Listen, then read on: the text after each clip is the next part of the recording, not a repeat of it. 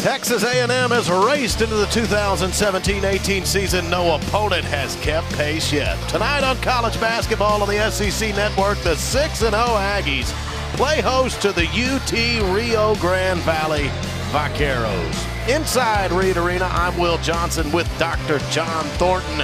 And John, a lot of components have gone into the hot start for A&M. You cannot discount guard play.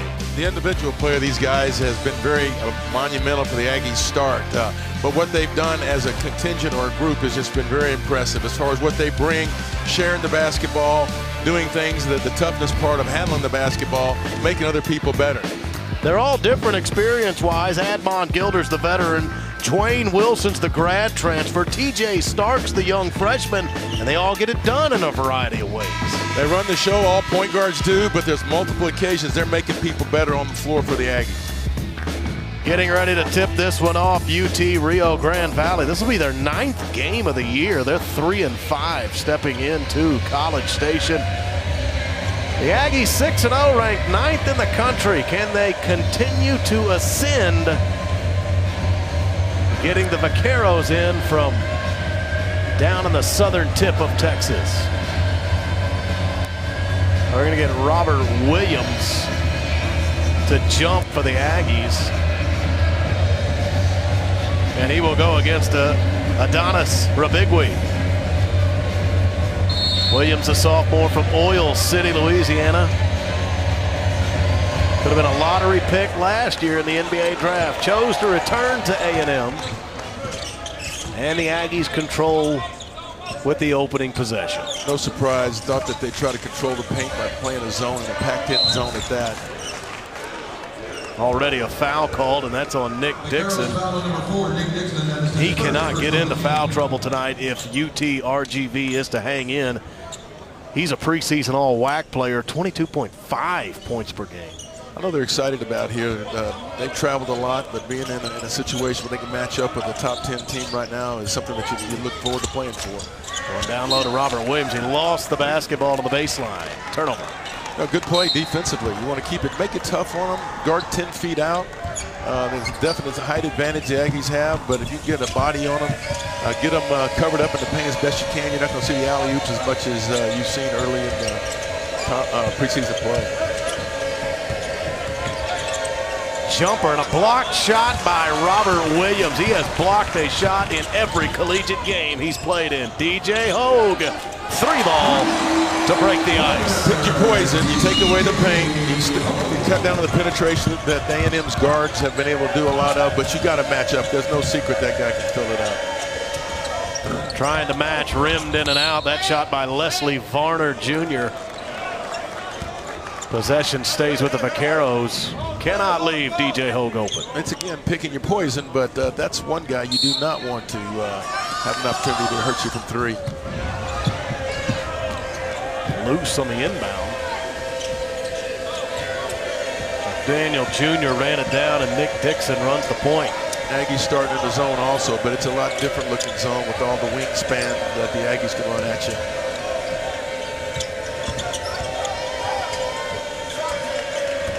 Working it around the perimeter and under 10 on the shot clock. Nearly a steal. Dixon, no good, and Robert Williams the rebound. Texas A&M coming off that very impressive 75-59 victory over USC out on the West Coast Sunday. Back home, the Vaqueros still trying to get their first basket. I like the aggressiveness. They're taking it to them. A&M trying to find their range, and that is Tyler Davis with the tip back. That's something that Tyler Davis didn't do much of last year. That was run or getting in the paint. As agile as he's gotten, made that look pretty easy. McDaniel Jr., that missed badly. You could see it right off of his hand. He's going to go long and right, out of bounds. McDaniel Jr., if you're wondering about that name, yes, he is the son of the former NBA All-Star. Yeah, one of the things that they will probably try to do is kind of make A&M adjust to different looks defensively, and this little half-court trap back in the zone is something they're going to see throughout the course of this game. Dwayne Wilson wants a three. Aggies are crashing the boards. DJ Hope trying to put back, couldn't hit anything. 2.5 in, the first 5 belong to the Aggies. Robert Williams altering that shot. A&M back on the offensive. Davis. Williams kept the rebound alive. Vaqueros this way. Still cannot find their first basket. UT Rio Grande Valley has missed their first 6 shots. Gilder got bumped, no call, but he used the glass, and it's a 7-0 Aggie advantage. That's a little bit of an advantage when you have the upper body strength that A&M's 3 guards have. I mean, contact doesn't bother them when they're trying to finish around the rim.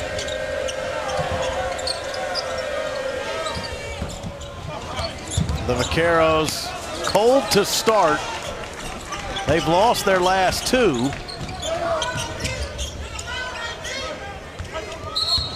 Whistle.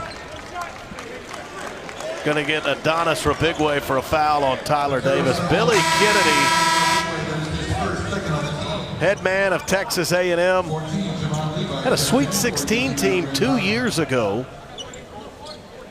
This team of that caliber, talent-wise, already receiving a lot of postseason talk, John, and we are not even through November.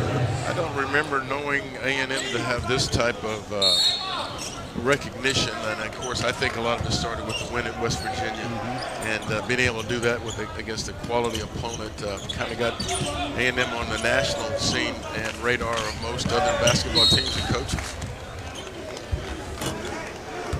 The whistle, and that foul is on Javon Levi, who's checked in.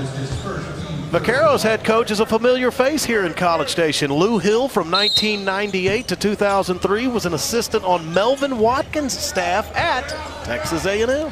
Brings a great basketball pedigree to the Valley in that he was with Lon Kruger, UNLV, and at Oklahoma. Did a great job with having an impact on recruiting and coaching in those 2 places, and is going to do a great job down the Valley. Aggies a 10-point advantage. Rio Grande Valley has no answer to start. Here's a turnover, though. And Levi will pull up from the free throw line. Another opportunity at it, falling to the floor. Front iron on that 3-pointer by Mike Hoffman, who was really good on Tuesday against SMU. First 10 by the Aggies. Texas A&M. They've won all their games by double digits. 10-point lead early on this Thursday night.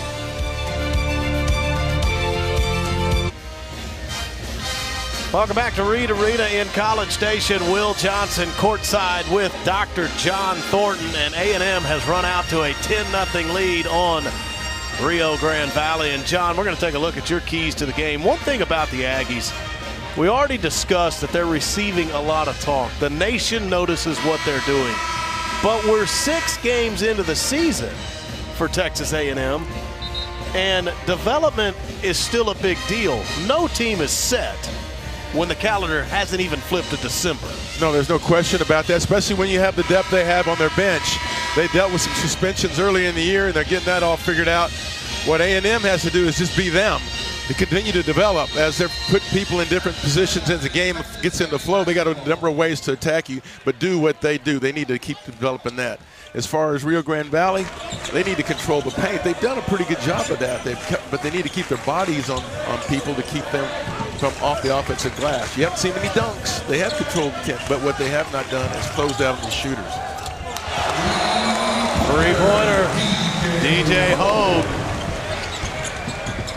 The Aggies have scored the first 13. Rio Grande Valley going 5 minutes without a bucket to start the game. Well, that's the deficit right now for the Vaqueros. I mean, they battled a little bit on the defensive end, not close down on 3-point shooters, not getting back right now. Gilder got fouled. He's going to the line to try and complete a 3-point play. He's already got 7. It's important that they establish something on the offensive end right now. This game's going to get out of hand in a hurry. So the shot selection hasn't been what I know Coach Hill's been hoping for. They've come early in the shot clock, and One of the things about it, as long as Texas A&M is, it's a little bit different shooting over 6'11s and 6'10s than what they've seen so far this year. Admon Gilder talked about him in the open. Leads the Aggies in assists. Junior out of Dallas, Madison High School. Completes the three-point play. This is something that A&M has done off and on all year. They'll pick you up man-to-man full court. That's what the guard play has allowed them to do. But at the same time, they'll mix it back up with the full court or three-quarter court zone press also. Tyler Davis ran into one of the Vaqueros. That's an offensive foul. It was drawn by Javon Levi. So there, if you go back and look at that, every Vaquero was in the lane right there trying to prevent something from happening. But that's what they have to do. But the next part of that is keep your body on people. You can't allow the big guys to have a step or be able to have a free jump at it. 11 shots for the Vaqueros. None of them have fallen. Hoffman tries a three. He gets Rio Grande Valley on the scoreboard. Hoffman is coming off a Tuesday night against SMU in which he hit 5 threes and had 18 points. Beautiful looking shot. DJ Hope's got a pretty good one too, but that one's off the back iron. A&M will retain possession. Alley-oop attempt to Robert Williams. The Vaqueros are all over it, and a putback by Greg Bowie. That's what Coach Hill would have hoped to have happened at the 5-minute mark a little bit earlier. 5 minutes gone in the game part is to break that ice. See, they're playing with a little poise right now. Dwayne Wilson thought about a three, but he's got the lane and he's fouled. He'll shoot 2. That's one of the strengths that we've talked about. It's one thing to have guards that run the show, get people in the right place, but to have the kind of strength that these guys have and the toughness to go and attack bigs or anybody and finish at the rim has been really impressive to watch this year.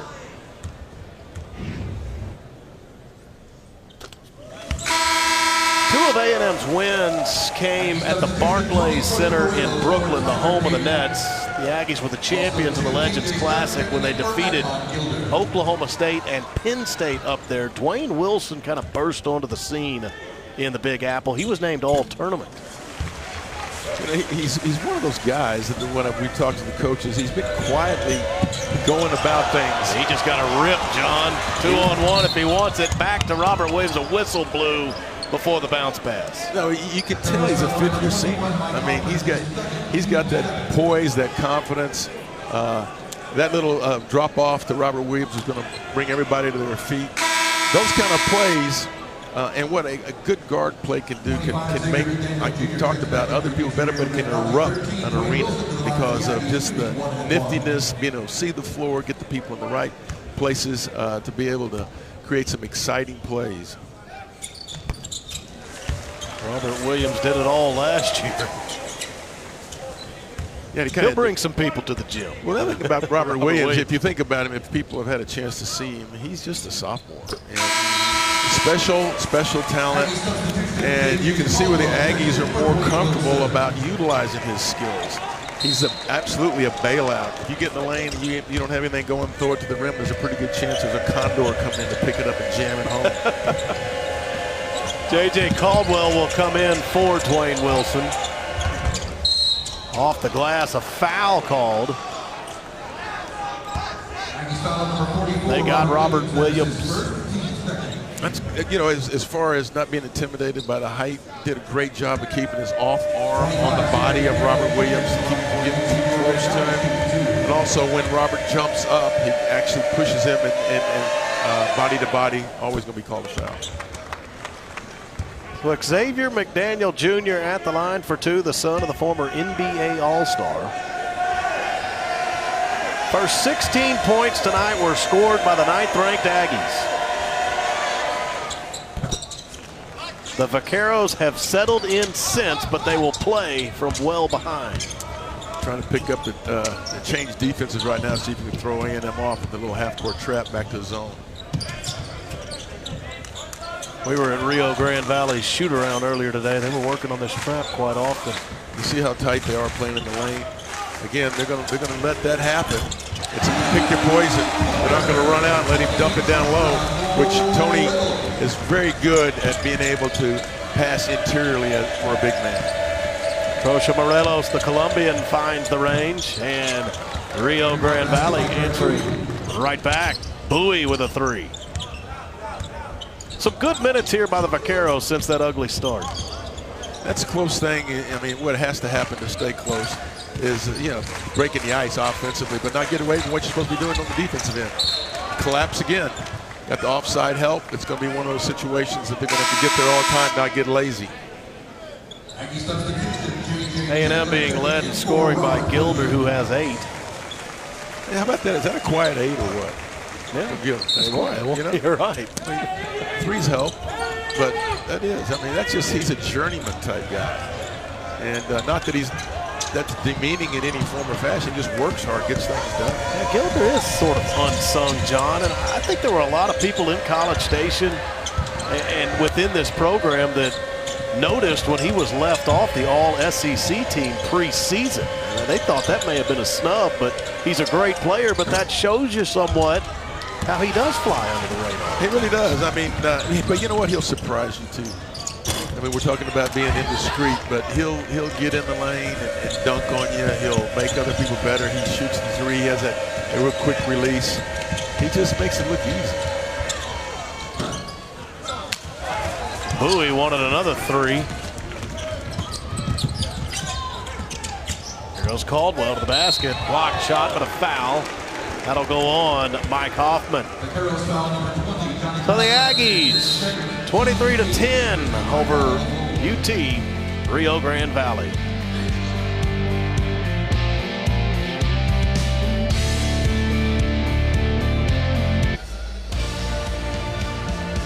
The Thursday night in College Station, the Association of Former Students building with the giant Aggie ring behind it. Graduation's coming up here on the A&M campus.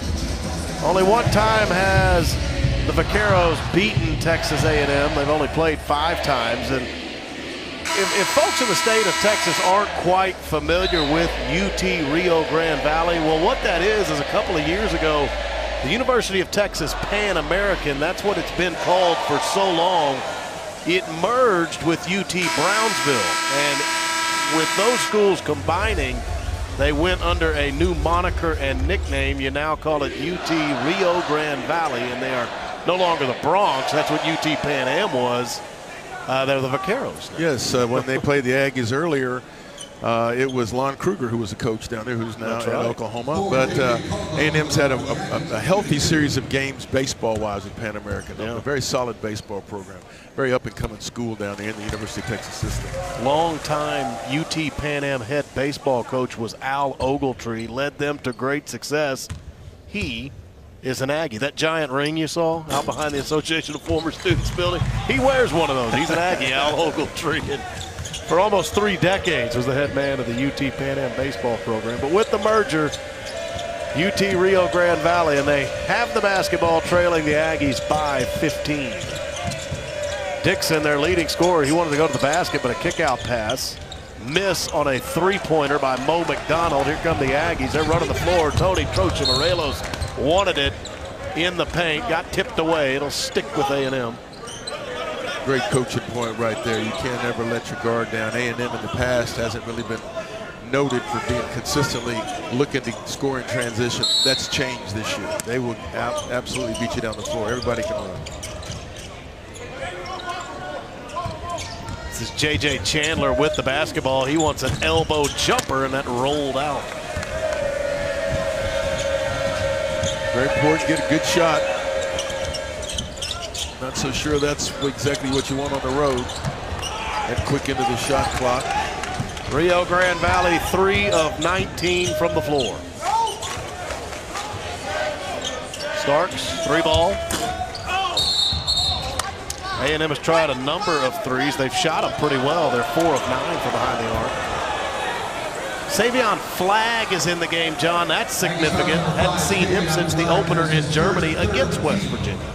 Now, he's the guy that started in that game. And as a freshman going into that environment, I think he hit the first bucket to get the thing to break the ice in the game. But if you see he's wearing the protective face gear, he had a problem with the elbow. orbital bone break, and seems to have done everything right to recover and get back in it, now wearing that as a protective measure.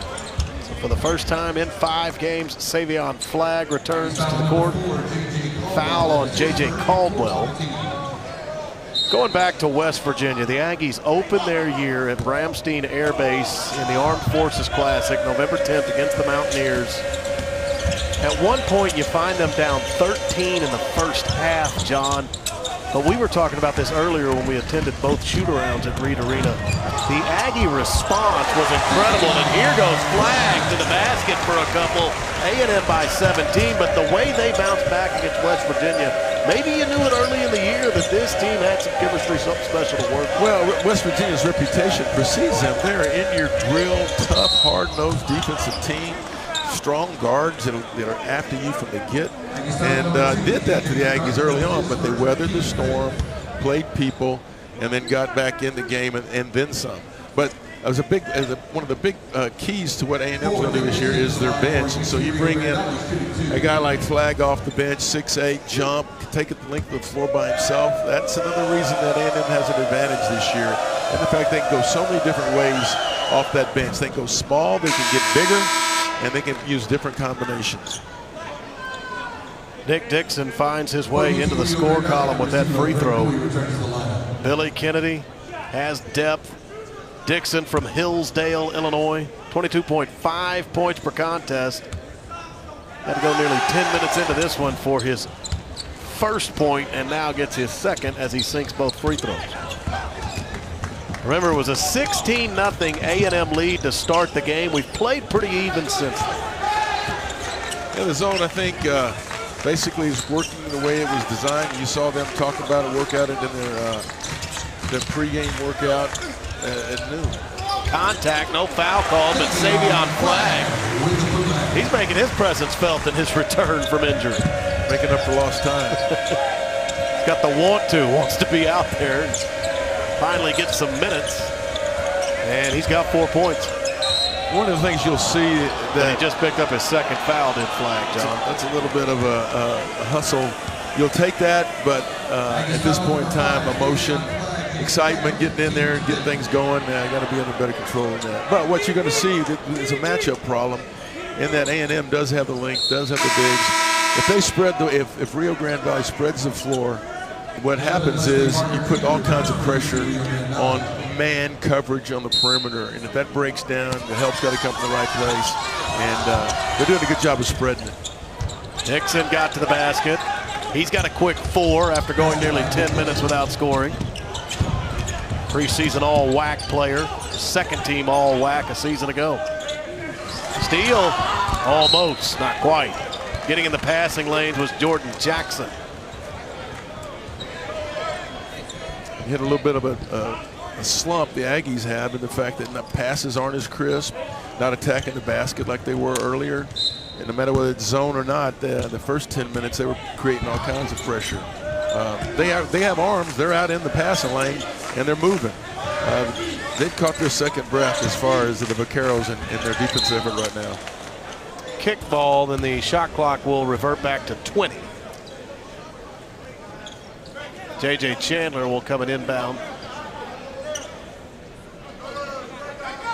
Yeah, UT Rio Grande, what you don't want to do is you don't want A&M to get into one of those little streaks that they've done this year where they put back-to-back points together. And right before half, it'd be important that they kind of keep the lid on it if they can. Caldwell trying to put back over a Trosha Morelos miss. Wouldn't fall for him. Jumper. That's off the back iron. Foul called on the rebound attempt. Leslie Varner Jr. missed. Rio Grande Valley continues to struggle from the floor. They've fallen under 20% as a team. Shooting, they're just 4 out of 22. The good news, they got a lot of shots. The bad news, they're not falling. The only way to make them is keep taking them. One of the things that all good teams have to do, and it's not like exactly a news flash, but the good teams have to be good from the free throw line. And A&M has gotten off to that start, shooting about 78% from the floor, I believe. But it's something that, as the season goes, obviously in playoff situations, conference championships, great free throw shooting teams are teams that win. And the Aggies are 7 of 8 from the line tonight. Tony Trocha-Morelos a moment ago with their first miss. That was off the glass. Bowie's got 7 to pace the Vaqueros. Hanging around since the sloppy start. Been in a big hole since, but they're not letting it get out of control. It could have gone that way easily after you're down 16-0 about 8 minutes into the contest. TJ starts, drive, nice off the glass. That's the breakdown. We talked about packing the lane and making it tight, and don't let them score cheap in there. Have done a good job in spurts. That was not a good example of that. A&M will bring a fresh 5 onto the floor at the next dead ball, and it will be the starting 5. Traveling call. The Aggies will get their starting 5 back on the floor when we come back. The Vaqueros have settled in, but they play still from well behind.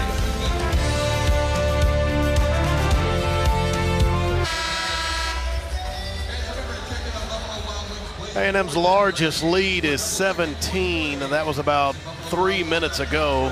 15 points the advantage now, and UT Rio Grande Valley, John, shooting 21%.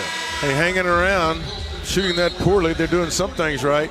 Let's see what happens right here. You look at Tyler Davis is 1 for 2, and Robert Williams doesn't have a shot.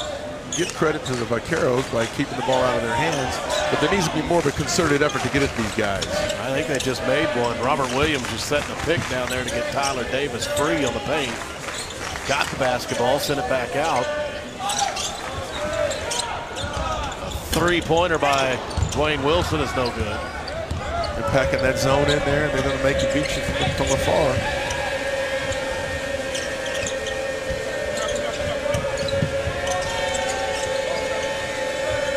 UT Rio Grande Valley playing in their 9th game already this season. They haven't had a lot of rest. Jumper is good by Dan Kimasa. He's from Kigali City, Rwanda. A story on him and one of his teammates later in our broadcast. 31-18 Aggies. The 9th-ranked team in the country looks to remain undefeated this evening.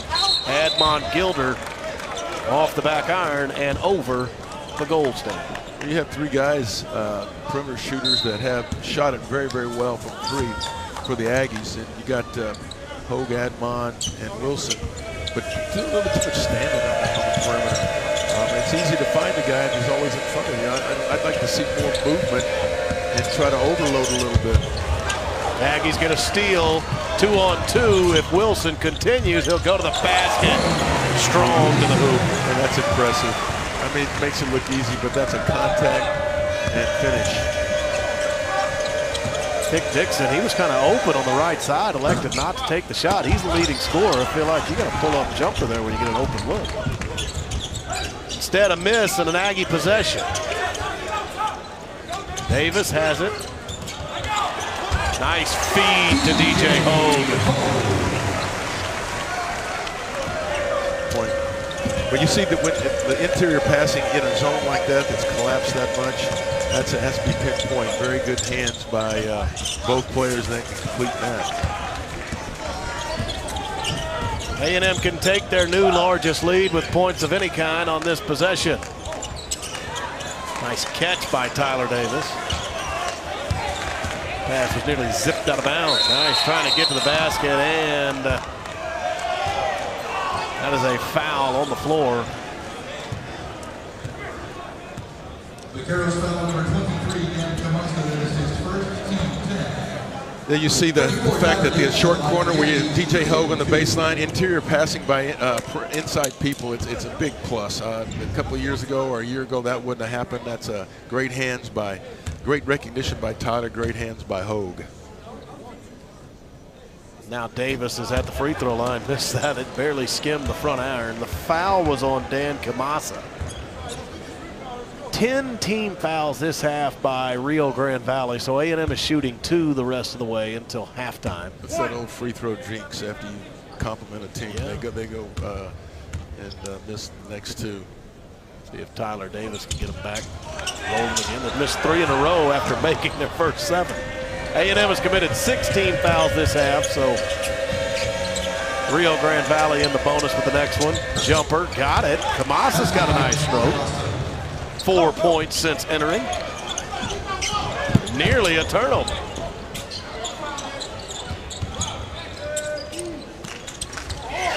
And there's the alley-oop. The crowd's been waiting for it. The sophomore from Oil City. One of those oil booms that he likes to throw down. Need to have a body on him. No surprise. Blocked shot by Dwayne Wilson. Looks like that's who got the hand on it almost from behind. Back to the basket, and there's the usual with the block shot, Robert Williams. A block shot on this end, an alley-oop dunk on the other end before that. They go post to post. They do that all the time in practice. Very good at seeing where each other are, seeing, give them a little hint that he will throw it up high. They're going to do that. They practice it all the time. I love the hustle that Robert Williams, after the block shot, basically laying out, trying to retrieve it. That's one-stop shopping there. Block the shot and recover it yourself. Johnny had a hard time stopping himself. He went so hard after it, he nearly ended up in the tunnel. With the shot clock expiring, an errant 3-ball, but now a fresh 30 on it. Offensive board after a couple of tips and a bounce. Mo McDonald being guarded by Wilson. Trying to drive, he's cut off, good defense. Another block. Yeah, got a hand on that. Leslie Varner Jr. tried to get it over Robert Williams, couldn't. 3-point shot. That was by Bowie. A whistle. And that is on the Vaqueros. Vaqueros foul number 20, Johnny Kronogorak. That is his third. Foul situation is going to be a problem. That's Johnny Kronogorak from Sydney, Australia. He's checked into the game. He got the foul.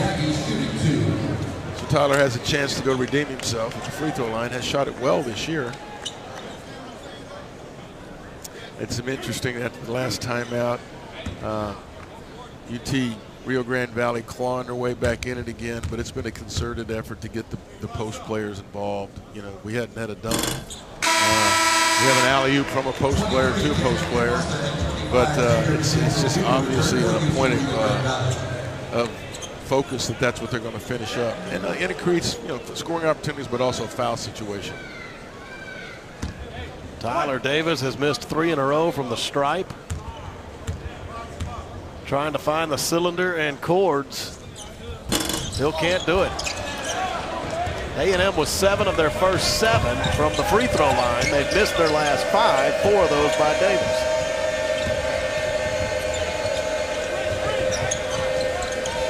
Still a 17-point lead. Matching the Aggies' largest. McDaniel Jr., the 3-point shot. DJ Hogue with the block out and rebound. Admon Gilder. Davis wants to go to the basket, nearly lost the ball, but the sky hook drops. 19 points, that's the new largest advantage for A&M. Foul called, this will go on Tyler Davis. So Robert Williams, he can bring down the house, excite the crowd. He did it all through his freshman season. You'll see it as a sophomore too. Aggies by 19.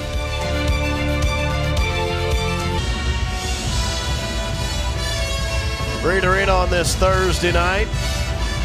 UT Rio Grande Valley, they have the only 2 student athletes in the NCAA that hail from the country of Rwanda.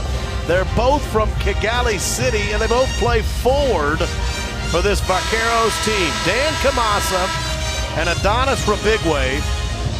They grew up as best friends playing soccer together in Rwanda. They moved to the United States to pursue better education, and while attending different high schools in Tampa, they both learned to play basketball.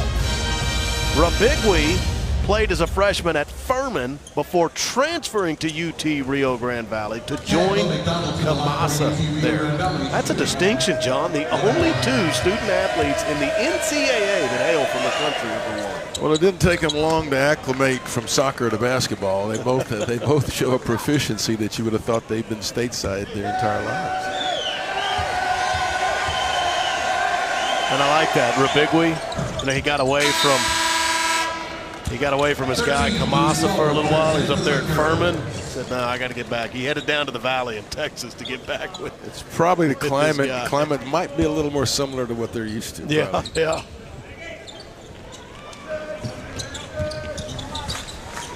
The Aggies have the 17-point advantage. A&M, their 6 wins, 4 of them have come over power conference opponents. Trying to get that down low to Isaiah Jaycee, the freshman who's in the game from Killeen. And then Jaycee got in the passing lanes, tipped that out of bounds in the paint. This is the opposite of interior passing that they've been so good at. Wide open for a period of time down there. Late recognizing it, too hot to handle, maybe not ready to catch it, but an easy opportunity passed up.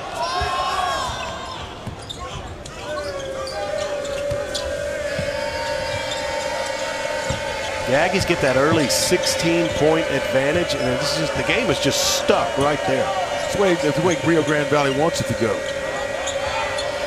They don't mind a little stagnant action. You're on a the stalemate. UT Rio Grande Valley, told you, playing their 9th game of the year. They have not had more than 3 nights off yet this season. Offensive foul. Back in the paint. Smart play. A&M's going to get J.J. Chandler, J.J. Caldwell, and T.J. Starks into the game. A&M's gone predominantly man-to-man. Talked about the matchup. Bigs against littles. Both teams has their own set of size, but at the same time, quickness and speed with smaller guys. Big guys guarding smaller guys. When you spread the floor like they're doing right now, it puts a real challenge in the man-to-man defense. Lou Stallworth out of Newhall, California, has checked into the game for the Vaqueros. Bowie, floater, got that to drop off the iron a few times.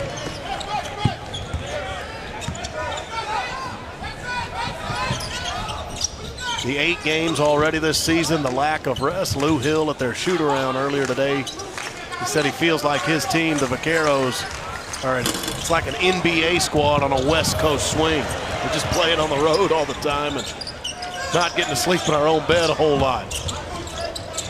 Tony Trocha Morelos, he got fouled hard. Good look by T.J. Starks as he looked down on the baseline in that short corner area, which is kind of an in-between seam in the backs of zones.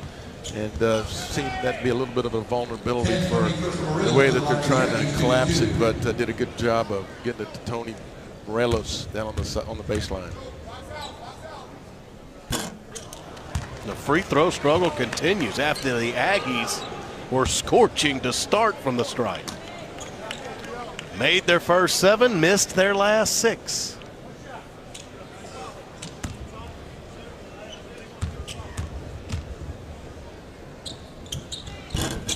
And that one rattles home.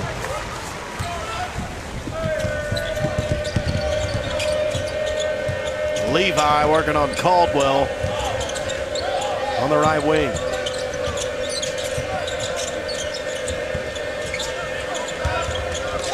Good hands. Ripped by J.J. Caldwell. It stays, though, with the Vaqueros.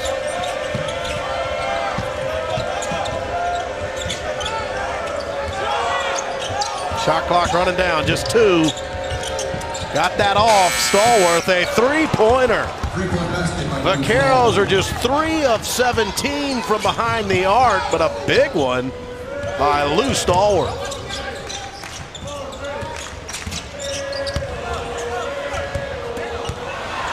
Physical in the paint.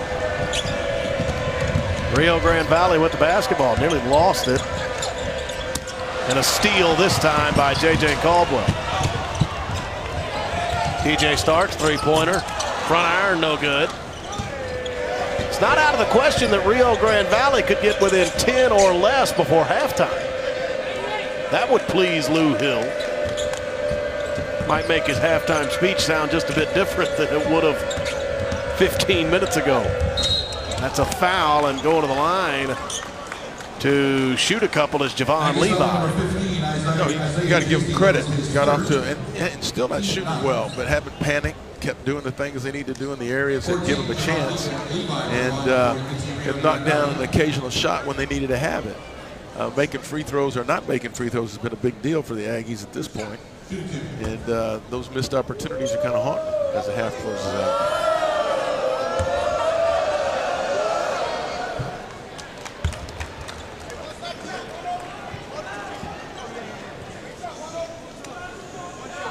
DJ Hogue, one of the Aggies that looks on from the bench. A&M can take the last shot of the half if they want it. Shot clock is off. I like what I've seen in J.J. Caldwell. Sees the floor, unbelievable. Effortless passer, got great strength in his wrists, gets the ball there quick, has a presence with the basketball that makes him really, really special. The Aggies will hold. Starks. Pretty good move to the basket, but no conversion. A heave at the end of the half. That's off the glass and no good from Bowie. But UT Rio Grande Valley within 12 at the break. Looked like that would be the case when Texas A&M scored the first 16 points of this contest. The 9th-ranked team in the country leads by a dozen.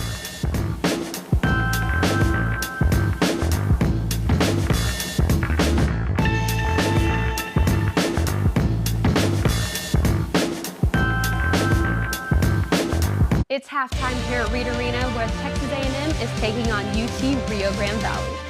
Welcome into 12th Man Studios. I'm Hope Arnett. Now, if you've ever been on campus here at Texas A&M, you've probably noticed the students in uniform. These students are called the Corps of Cadets. They train rigorously day in and day out. Now, when I think of rigorous training, I think two things: the athletes and the Corps. The Texas A&M swimming and diving team got a taste of what it's like to be in their shoes.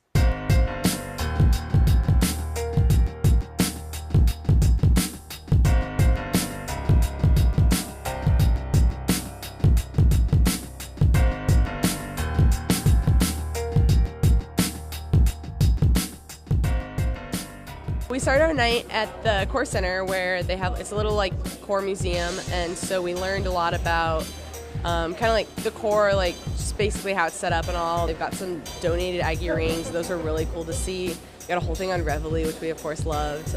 They had a board on Corps athletes in the Corps, and they have like a triathlon team, a marathon team, like a soccer club team. Like, it's really cool. It's cool to see like how they're involved in athletics as well. So what we did today was to come in to the quad with all the Corps of Cadets, and we were here to lower the flag. So we got into formation, lowered the flag, and then marched all the way to the dining hall and actually had dinner with all the Corps of Cadets.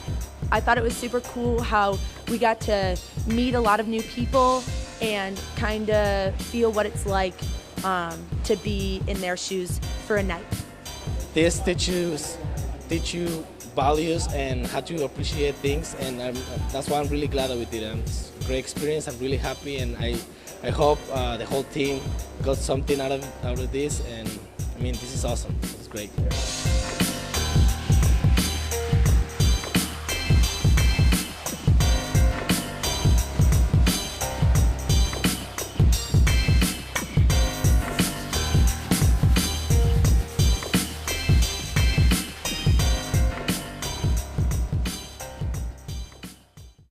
Although in two very different roles, they realize that hard work and discipline are two keys to their success. Stay with us. The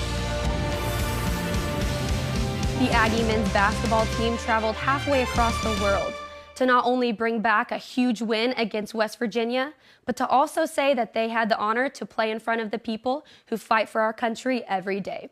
We take a look back at their exciting trip. Tina Nguyen has the story.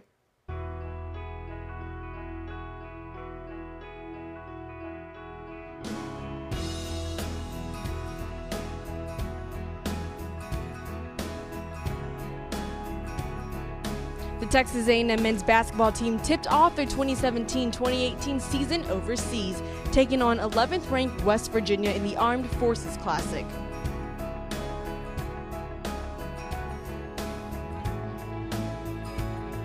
On Wednesday, the team arrived in Germany at the Ramstein Air Base, the largest concentration of American military personnel outside of the U.S. In the midst of Veterans Day, the Aggies were able to celebrate and honor those serving in a special way. They took time to bowl with American military personnel and their families, participated in a kids clinic for the children of American military members, and visited the USO Warrior Center to greet those who are recovering from injuries.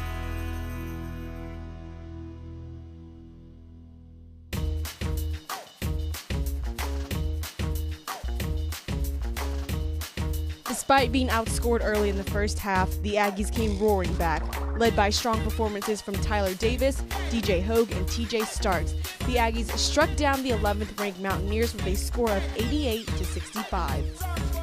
A special victory as many people serving our country rushed the court to join in on the celebration. After posting 23 points, 9 rebounds, and 7 assists, junior Admon Gilder earned SEC Player of the Week. A big week for the Aggies as they get ready to take on the rest of the 2017-2018 season. Good win, baby. Going home we are, man. Although a win is always amazing and well appreciated, it's almost impossible to beat that post-game celebration down on the court with the men and women serving our country. Don't go anywhere. We'll get you back to Reed Arena for the second half. Well, the 12th man is pleased. They lead by a dozen at halftime from Reed Arena in College Station tonight. Will Johnson with Dr. John Thornton. Texas A&M started this game with a 16-0 advantage. Scored the first 16 of the contest. The Vaqueros have really settled in since then. UT Rio Grande Valley, though, shooting the ball pretty cold, John. They struggled from behind the arc as we take a look at the halftime stats, but they have been scrappy to kind of stay within 12 at halftime. You kind of talked about how they've kind of packed it in the paint. They got to control this game 10 feet in. Well, Texas A&M does have a sizable advantage with those points in the paint. Well, they did, and it came in that one spurt about, I guess, about halfway through the half. But you'll see they picked their poison in the fact that A&M's 4 for 12, which is off of what they've been shooting for the year. So, you know, it's a time bomb. It can blow up on you, but they were deciding that let's make the bigs stay away from the paint, the big power play around the basket, and they've done a pretty good job of that. Admon Gilder, DJ Hogue, they both got 8 points. Well, they do. When you pack it, you have a chance to get those open guys on offsides, but also Admon's such a quiet player as far as making other people better and also scoring on his own as he attacks the rim. So the two Metroplex natives, Admon Gilder, DJ Hogue, the stat line looks pretty similar. Both are 3 of 5 from the floor. Both have put up 3 3-pointers. Hogue's played in 13 minutes, Gilder 11. For the Vaqueros, leading scorer is Bowie. He's got 9. He's 4 of 8 from the floor, and he's hit a 3-pointer. So final 20 minutes coming up. Texas A&M ranked 9th in the country, 6-0 on the year. They've won them all by double digits. In fact, the Aggies' closest game this season was an 11-point victory over Penn State in Brooklyn. That gave them the championship of the Legends Classic at the Barclays Center, but nobody has gotten closer than that against these Aggies, and it's a 12-point advantage. But Lou Hill and his Vaqueros looking to stay tough. He mentioned he knows that his team is probably a little road weary. They've been away from home quite a bit. They haven't had more than 3 nights rest since the season started, but he did ask for some fight. He said, first and foremost, I want to see fight from my group, because he didn't think he got a lot of that in the 2 games prior to this when it gets Grambling and SMU. But the fight, John, that's been there since that 16-0 deficit to begin the game. I think fight and adrenaline. I think that might have been a little bit of the problem shooting the basketball early. They were all so hyped to be in this situation and playing who they're playing. There's a lot of extra, a little extra effort, and it was, not faring well shooting-wise. But defensively, they've been good. Rebounding, they've been good. They haven't been intimidated after that dry spell. They'll take it right at you, and they've kind of stuck with their game plan, and it's played so. You kept them in the ball game up to this point. Well, Dixon scores to start the second half, and the Vaqueros are within 10 for the first time since it was 10-0. DJ Hogue to Wilson, and he's passing around the perimeter.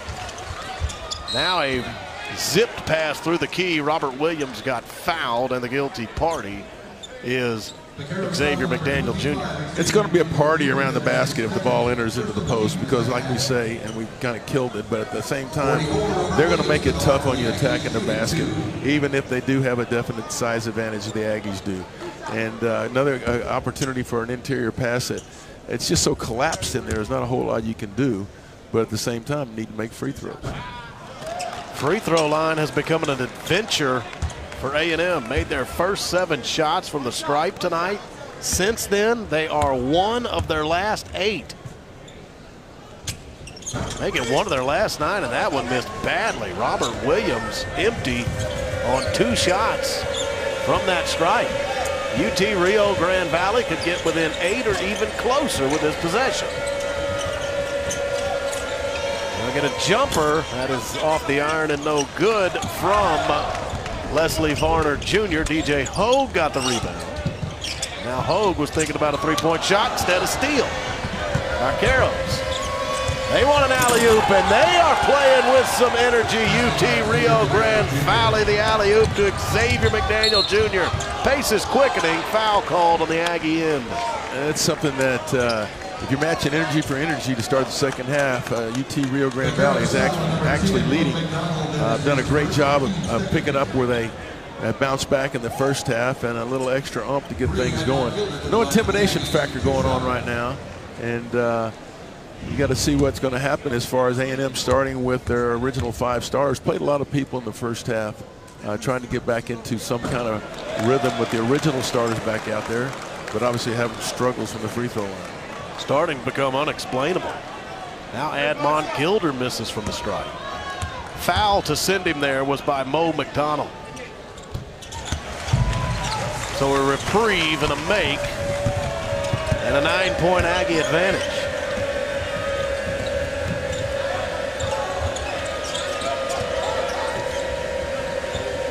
Dixon, he's got 6, averages 22 per game, and he just got a blocked shot by DJ Hogue. The Aggies quickly up the floor. Dwayne Wilson, Robert Williams, and they are surrounding him. Had 3 Vaqueros down there when Williams possessed the ball. Foul called now on Xavier McDaniel Jr., so he's starting to get into trouble. It's his 3rd.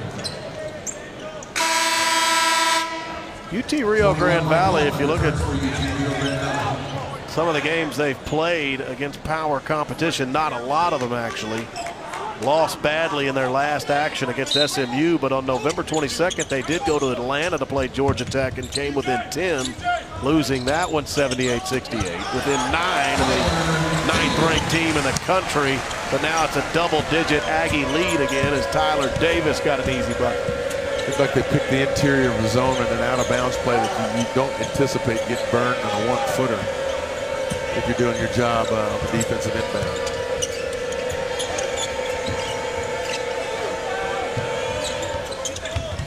Baseline jumper missed everything. That was from Adonis Rubigwe. Wilson, 3-pointer. A&M trying to stretch the lead again. Can't do it. Mo McDonald bringing it up the floor for the Vaqueros. Dixon, 3-ball. That missed everything. In an overall cold night shooting, UT Rio Grande Valley is hanging with the Aggies, but now A&M wants some distance between them and RGV, and a dunk by Tyler Davis. Good run on the floor. Tyler Davis has really worked on his body in the offseason, and he's gotten better. Got better every year as far as firming himself up and being able to adjust his game, getting up down the floor, and runs with the best of them nowadays. Points in the paint still heavily favoring Texas A&M. 24-8, the Aggie advantage down low. DJ Hogue just picked up a foul on a bump.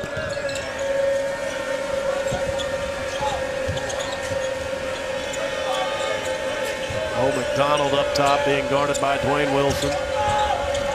Hoffman is coming off that big night Tuesday against SMU. He's back in the game. The Vaqueros 3 on the shot clock. They got to shoot, John. And that's off the front iron. No good. Rebound. That's going to stay with Rio Grande Valley.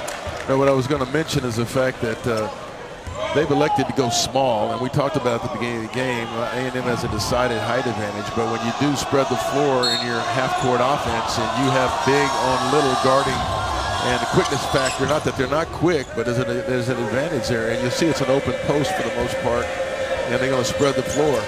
You're going to see A&M go into a zone now. Rabigwe to Hoffman.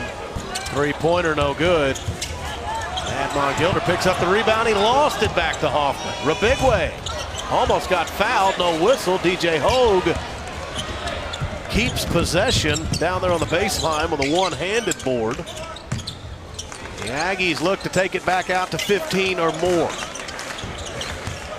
A&M's largest lead tonight is 19. Gilder got it. And it's an 16-point advantage. And Dixon can't get that to fall. He averages 22 a game. He's only got 6 tonight. DJ Hogue trying to find that stroke. Dixon the rebound.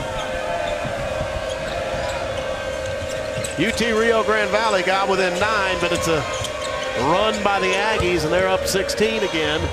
Rabigwe, shot altered by Tyler Davis. Dwayne Wilson tried to feed Davis. Foul on Rabigwe. So we'll take it to a break. A&M is running again. Vaqueros were within single digits, but the Aggies up 16 once more. Admon Gilder having a nice night.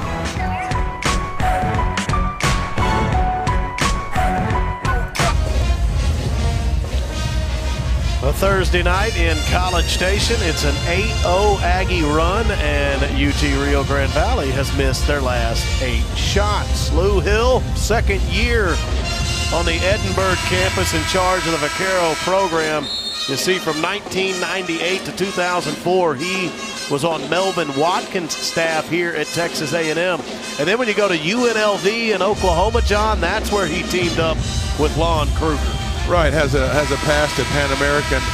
Love the opportunity that Lou Hill's gotten. A primetime guy as far as having a situation where he's going to be a very good coach, going to build a program down there. You can see by the way his kids listen as we watch practice how they've battled in pressure situations, that there's a lot of buy-in. It's going to be exciting to see how he builds that program down there. Take you back to the 2016 NCAA tournament. Texas A&M advanced to the Sweet 16 in that bracket where they met up with the Oklahoma Sooners. They were beaten by Lon Kruger, Lou Hill, and OU. And Oklahoma went on to the Final Four. He's had success on multiple stops. He's been around great coaches, a good coach himself. I have no doubt that he'll get things going down there. That was Lou Hill's final year as an assistant at OU, and then he immediately after the year took the job as the head man at UT Rio Grande Valley. Dan Kamasa will go to the free throw line. Not charting the minutes played as much, but it looks like Kennedy has elected to go longer with his starting 5 before substitution. And this will be the first sub of the second half for the Aggies as Morello comes in for Tyler Davis. Kamasa momentarily ends the Aggie spurt. He got them both. UT Rio Grande Valley now 9 of 10 from the free throw line. The Aggies started hot from the stripe, and they've gone cold. 5 minutes into the second half and a 14-point lead for the 9th-ranked team in the country.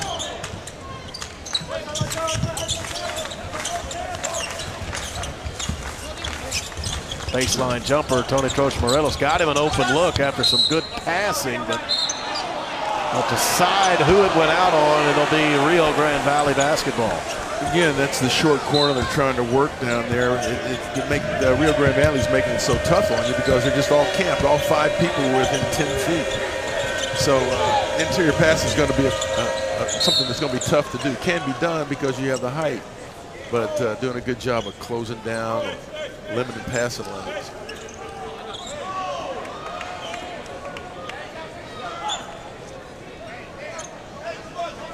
Inbound will come from Javon Levi. You can see he's about 5 feet off that baseline just to try to get it in over Robert Williams.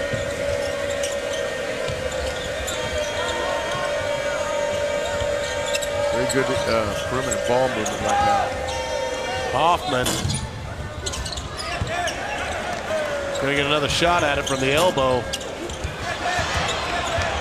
Hoffman was terrific on Tuesday against SMU. It hasn't necessarily carried over. Varner's going to try a three, and he rattled it home. Too many second shots given up on the offensive end as the Aggies don't do a good job of corralling the boards.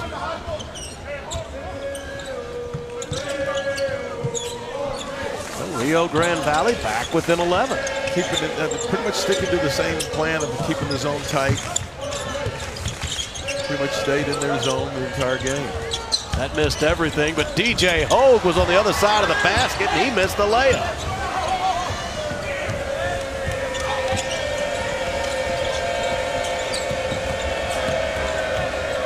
Kick out pass to Hoffman, hit 5 threes on Tuesday. He's going to get 3 free throws now after the foul by Robert Williams.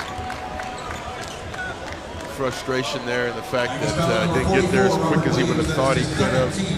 Make sure he could get it, got the shot off and did a great job of selling the bump. Mike Hoffman out of Burleson, Texas. How about his stat line on Tuesday? 18 points against SMU. He made 5 threes, also added 7 rebounds and 3 block shots. Productive night. Will please your head coach. If you could have had 1 or 2 other guys do something, it would have been a ball game, right? Hey, coach, what can I do?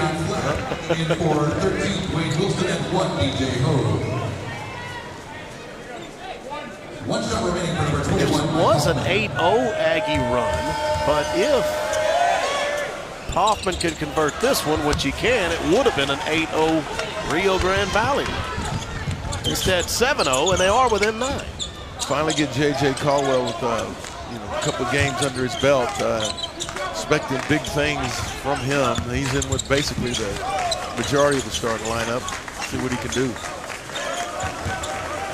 Under 13 minutes left of the game with this Aggie possession. Savion Flags back in. That did not fall for him. Robert Williams with the rebound. Potential second chance points for the Aggies, and the dunk emphatically by Tony Trojan-Morelos. How many ways has Admon Gilder helped the Aggies? But here come the Vaqueros right back at Texas A&M. Dan Kamasa to the basket. Coach Kennedy not pleased with that. That's just sheer hustle getting back. I'll take a timeout here to talk about that. So Billy Kennedy wants to discuss things with his 6-0 Aggies.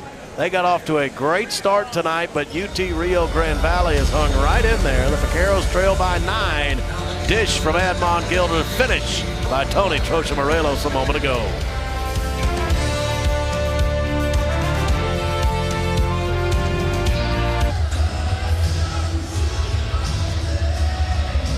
Tighter than expected, UT Rio Grande Valley within 9. Robert Williams, he's got a couple of blocks tonight, the sophomore out of Oil City, Louisiana. 36 games in a row he has swatted a shot. That is all the games he has played in his collegiate career. That is the longest current streak in the NCAA.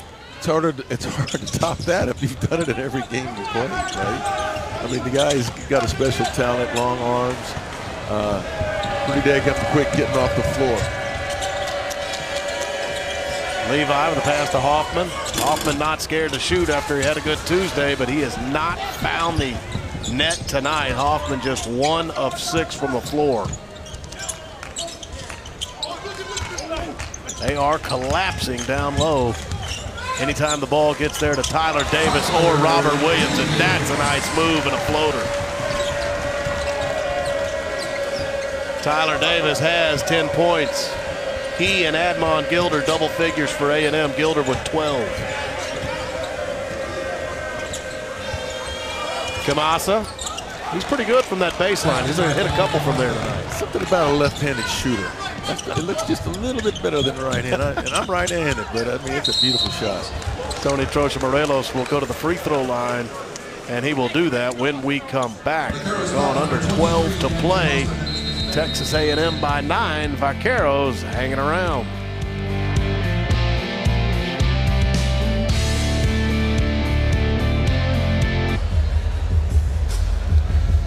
It's a good one in College Station. A&M, 9th ranked team in the country, leads by 9. This is a well-traveled Aggie team. You take a look at where they've gone already this season. Started the year in Germany on Ramstein Air Base in the Armed Forces Classic where they beat West Virginia. So the flights to and from Houston to Frankfurt, that totaled over 10,000 miles. They go to Newark because they played in Brooklyn in the Legends Classic, 2 games beating Oklahoma State and Penn State. When you get back, you then, right around Thanksgiving, have to go out to the West Coast, Los Angeles, where they beat 10th ranked USC.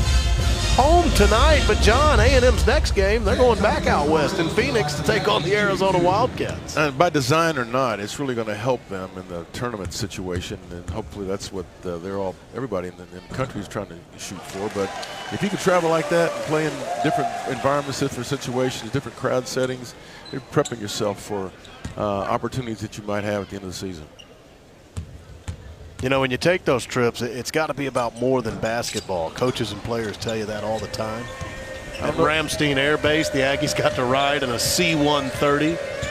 Yeah, it's you know, you get it's a learning experience. That's what I think that sport and coaches have come a long ways as far as like designing that for that particular educational opportunity, the diversity they're exposed to, and the opportunities for educational experiences. Back in the day, it was more like go to the game, play the game, go home. So I think that's something that's really been advantageous to modern-day basketball. When the Aggies were in Brooklyn for the Legends Classic, the night they got there, they headed across the river into Manhattan, ate dinner at Carmine's on Times Square, some fine dining. Not so fine on the offense there, thrown out of bounds into the 3rd row. What happens in that packed-in zone, they kind of bait you. There's a pass that looks like you might make on the perimeter, but they're setting you up, and if any way you float that or they anticipate a little bit, it's off to the races. Kamasa, he loves that shot. He is finding the stroke from that baseline on the right side. I don't know about you, but he's made a believer out of me that he can do that all day long. Kamasa's got 12. He's the first Vaquero to double digits. He hadn't missed, John. 5 of 5 from the floor. Here's J.J. Chandler firing up a 3-pointer. He missed. Now Kamasa's on the board. 12 points and 7 rebounds for Dan Kamasa, the Rwanda native.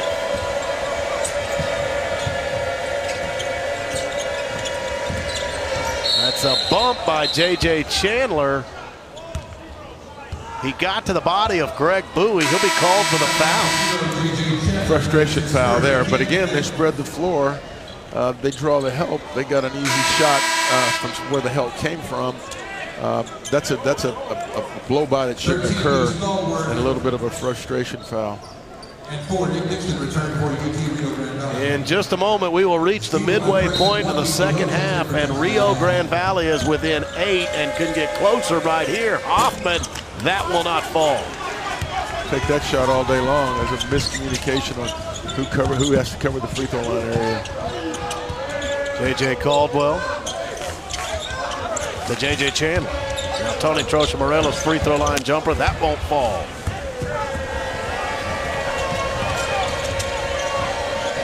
Rio Grande Valley, they have come up from their Edinburgh campus. They're going nowhere at Reed Arena tonight. Right in there with the 9th-ranked Texas A&M Aggies. Kamasa, he has been terrific, but missed that one from the paint.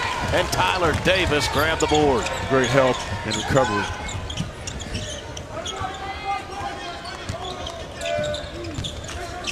J.J. Caldwell to Davis. Double team. They've been collapsing all night. That got tipped out of bounds as he wanted to go into the corner to J.J. Chandler.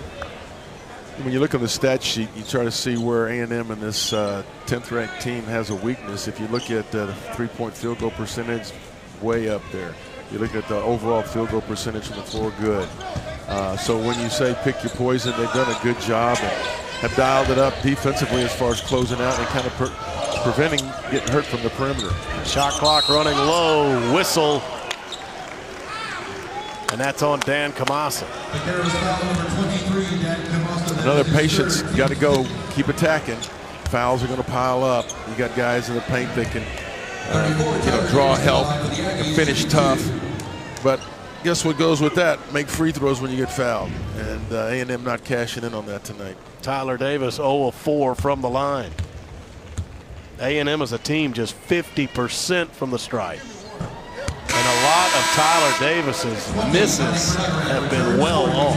Yeah, it's straight on, a lot of rotation. It's just the front of the rim. Every time, grazing the front of the rim every time. 72% from the line coming into the night, but he has not connected once. It's almost like there's a little hesitation at the top of his release as opposed to just flowing through it. It's time for a deep breath, a little relaxation.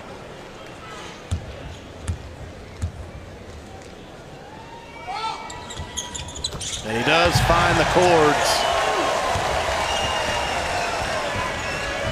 Rio Grande Valley, the advantage from the free throw line tonight, 11 out of 13.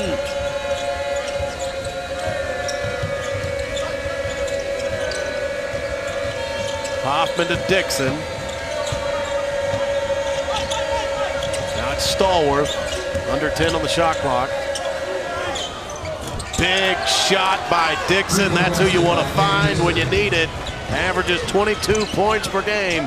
Second team All-Western Athletic Conference last year. Preseason All-WAC before this campaign. Dixon's now got 9. They need him to come alive if they're going to try to complete this comeback. Within 6. You got to go back to when it was 6-0 the last time Rio Grande Valley only trailed by this deficit. Rio Grande Valley is going to learn from this game. They're in it right now. It's anybody's game the way they're playing at this point, but what great resilience from the start that they put themselves in.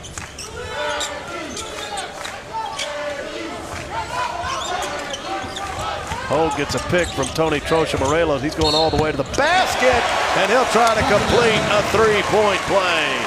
That's big time right there. It's something that I think that he's worked on in the offseason. Kind of hampered last year, but being able to put it on the floor with his length, his size, his soft touch, he's done a lot better at attacking it more than just the perimeter jump shooter that he has been noted for. He can put it on the glass, up on the floor, and get to the glass. He completes it. Hoffman got the foul. He's got 3. There are 5 Vaqueros with 3 fouls. A&M has Tyler Davis with 3. That's your trouble at this point. Under 8 to play, and a 9-point A&M lead again. Spreading the floor. Great job using the clock. That was one of your keys tonight. And as Stallworth tried to drive, J.J. Chandler picked up a foul. Valiant effort by the Vaqueros. They are within 9 of the 9th-ranked team in the country.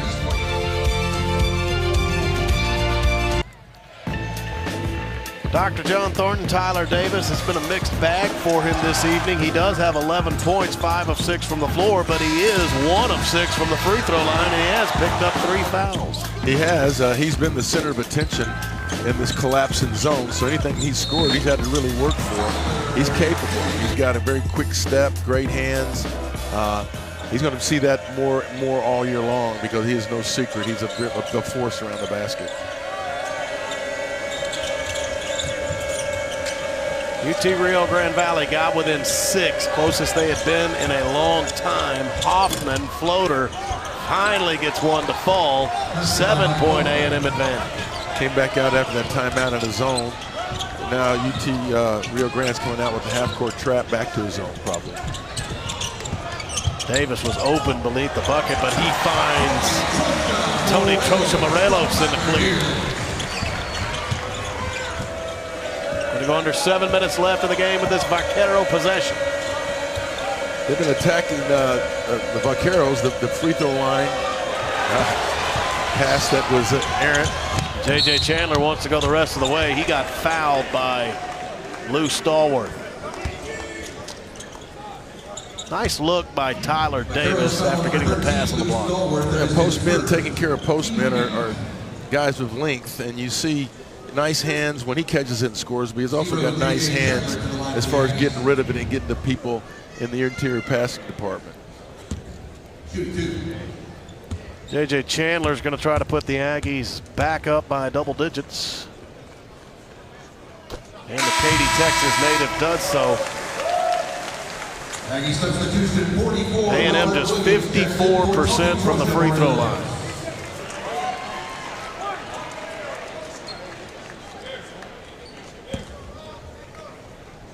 And Robert Williams checking back in. He'll probably play the pack part of the zone. It's one thing that happens. He's a special player. What normally would be a high percentage shot as you get within 5 or 6 feet of the basket might not be so if he's in the back playing goalkeeper. After Chandler makes the free throws, he heads to the bench. Admon Gilder comes in. Gilder has 12. That leads the Aggies. Dan Kamasa on top of the scoring ledger for the Vaqueros with 12 of his own.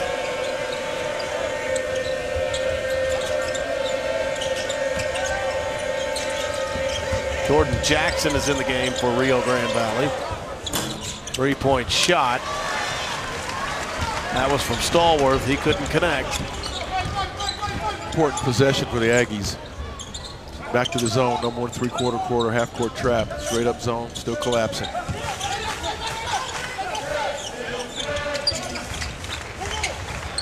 DJ Hogue got an open look, and he sized it up, found the net.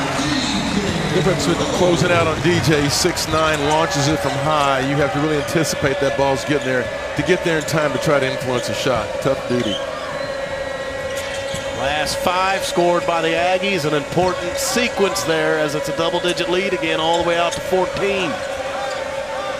The zone has created problems for him. Not chasing around in the spread-out man-to-man offense. Locating shooters, limiting them to one shot. Been the difference here late. Dixon, you feel like he needs to get involved for UT Rio Grande Valley. He's got 9, but that's well under his season average. Fired up that three-pointer a moment ago that hit front iron. Tyler Davis going to the line, trying to complete a three-point play.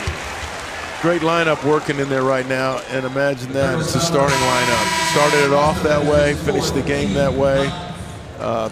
Great looks, sharing the basketball. UT Rio Grande getting a little bit tired, having a hard time getting to the paint now. Been doing a really good job of collapsing. Didn't get there that time.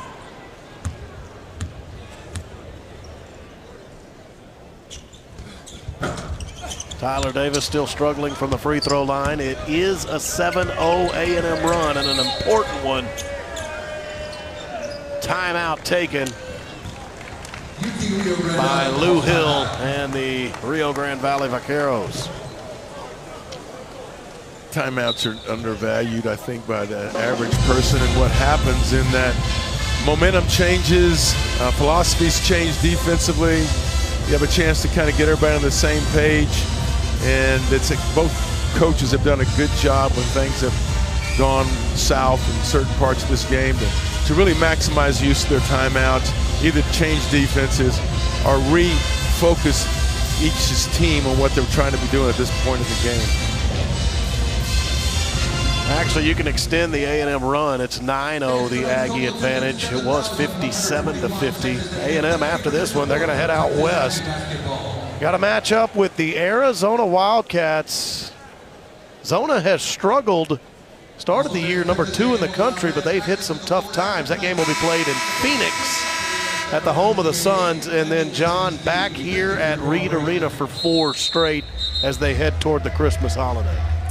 It seems like A&M has been playing basketball for a long time. We've been watching basketball, but there's a lot of basketball ahead, and then you get into conference play. So, I mean, it's a fun time of the year if you're a basketball fan, seeing teams shape up, seeing teams come together, And then the matchups, the various matchups that the Aggies have had, also the opportunities that the Vaqueros had, playing people like Georgia Tech, SMU. See if you can learn from it, get better, and use the Christmas break and games in that time to get you ready for conference. Yeah, then when you get close to New Year's, that's when SEC play begins. Hoffman, he's got a basket. The Aggies open conference play December 30th in Tuscaloosa against Avery Johnson and the Alabama Crimson Tide. Their first home SEC contest right after New Year's, January 2nd. They host the Florida Gators, and that is shaping up to be a blockbuster one within the SEC. SEC's had a pretty impressive run in the preseason, in the fact that there's a number of teams that were anticipated to being good, but they're showing that that was deserved because they're playing tough schedules, playing people hard-nosed, got a lot of national recognition right now. Very competitive. It's going to shape up as an extremely competitive conference. And it was such a strong NCAA tournament for the league last year. Dwayne Wilson, a three. That's no good. But Robert Williams back up, and he'll go to the line. He had 3 SEC teams in the Elite Eight, and then Frank Martin and the South Carolina Gamecocks, they break through to the Final Four. And when you look at what's happened early this year, the only team that's below 500 is Vanderbilt, but the Commodores have played an extremely tough schedule. I think some of the big news, unfortunately, would be the injury to Michael Porter Jr. at Missouri. How will the Tigers handle his absence? But this league ended last season with strength, and it appears they're only stronger in 2017 and 18. I don't think it's a question about that. I think the upgrades that and the commitment to basketball is evident. You see some great coaches making great strides in programs that they've been at for a couple of years, or building the program, or solidifying the program. But yeah, on a given night, it's not going to surprise you upsets occurring or dominating performance occurring, because it's a talented from top to bottom league. Be no gimmies on the schedule this season, and that's quite a start for A&M. At Alabama, host Florida, first 2 SEC games. Provide some nice tests to begin the league slate.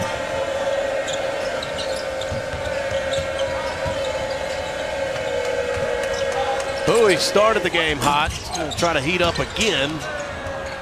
Dixon, 11 points for him now. He's gotten to double digits. Not blocking out well out of the zone. The Aggies will in that situation. Got to put a body on, even though you're responsible for an area, a body in that area. You got to put a body on it. And Dan Kamasa, he's fouled out now for UT Rio Grande Valley. Three-pointer, Admon Gilder. A&M up 17. And remember, the Vaqueros were well within single digits probably about 4 or 5 minutes ago, according to the game clock.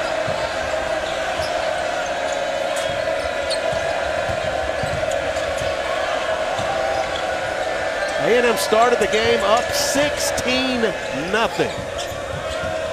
Solid effort by UT Rio Grande Valley since then. Gotten it down to single digits on several occasions, but now the Aggies up 17 and looking to make this one or formality. That all but went down for DJ Hogue. Under 3 minutes to go now. Well, the stroke before looked pretty good. It just wouldn't fall. No reason for DJ Hogue not to try it again.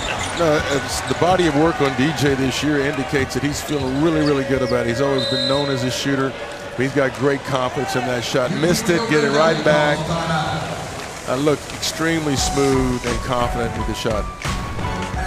A new largest lead for Texas A&M. They're now up 20.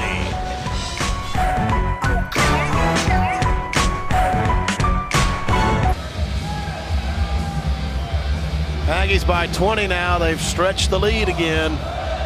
They're being paced by DJ Hogue and Admon Gilder. DJ Hogue 4 of 7 from long range. Admon Gilder 3 of 5. They're sizing them up. Well, you got to like it. And what I think is impressive is look at the rebound numbers for Hogue. 10. Done a great job there. assists. We'll go look at it, but at the same time, I think Admon and both of them are creating opportunities for their teammates also. So DJ Hogue a double-double. Looking at the rebounding column, Robert Williams has 12. Xavier McDaniel Jr. the basket, and a steal by Hoffman. No, he couldn't hang on to it. Tried the alley-oop, collision. Everybody's up and okay.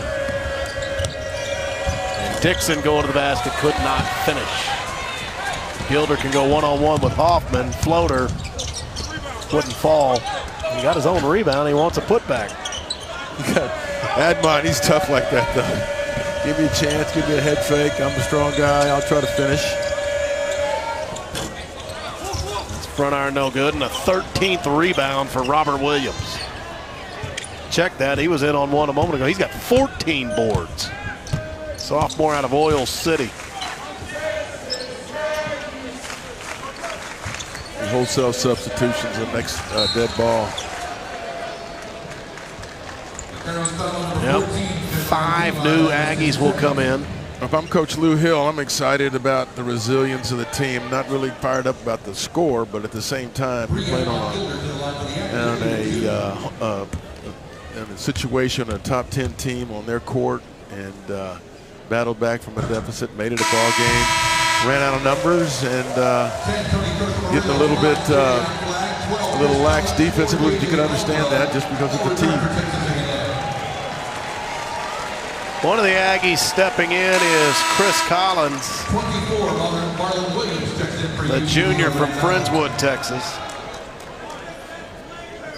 He sees his first action tonight.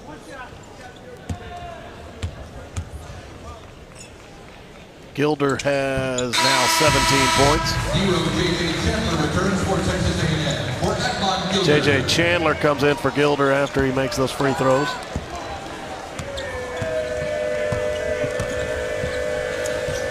Turning point in this game was when Amy came out of timeout, went to a 2-3 zone or matchup zone, and had Robert Williams play center field.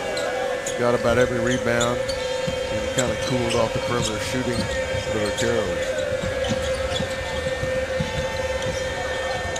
Marlon Williams is in the game for UT Rio Grande Valley. Savion Flagg tried to go high for the rebound, but Dixon got it. Dixon's got 13. Basket by Nick Dixon. 1 minute remaining. 1 minute. Under a minute left now. The Aggies will go to 7-0 this year. And it appears they will still have all their wins by double digits.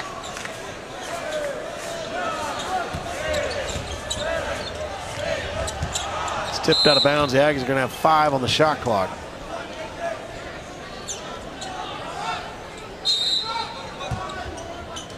So A&M is off to Phoenix to take on Arizona in their next contest.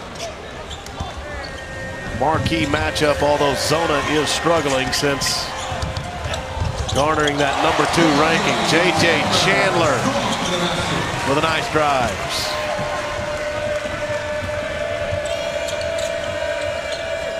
Hoffman finds his range. Hoffman has gotten to double digits. He's got 11. He's a shooter. Let him get his feet right. He can nail it every time. At least he has tonight. Well, both coaches start to make their way towards each other. Billy Kennedy and Lou Hill will shake hands. Lou Hill, somewhat of a homecoming. He was an assistant coach here at Texas A&M from 1998 to 2004. And John, his Vaqueros put up a really nice effort. They were in it for much of the game, but the 9th-ranked team in the country, they do pull away to win by 18. They did. The starters came back in 8 minutes to go, put the distance out there, but Lou Hill wanted to fight. They fought tonight, and they did a good job of overcoming a very poor start, shooting at the very beginning of the game, and gave the Aggies a game through about 3/4 of the way until I think a little bit of the fatigue factor caught up with them. All right, our thanks for joining us tonight. For John Thornton and our entire crew at 12 Man Productions, I'm Will Johnson saying good evening from College Station, Texas. The Aggies score the first 16 points of the game, then UT Rio Grande Valley hung around. A&M pulls away late to win this one by 18. To watch a replay of this game, log on to watchespn.com or download the Watch ESPN app. This has been a presentation of the SEC ESPN Network.